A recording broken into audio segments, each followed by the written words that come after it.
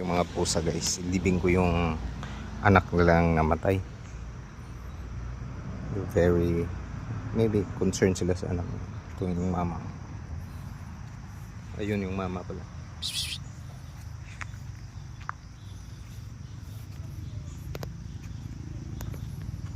makilamay din.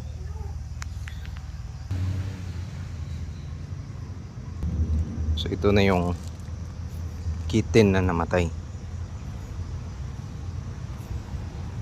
Ito yung kapatid niya. Ano, sa burol lang. So ibing natin to guys. Nanood siya. Ayun yung mama. Psst.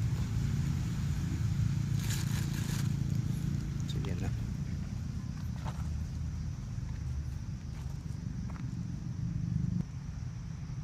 Oo, yung kapatid oh.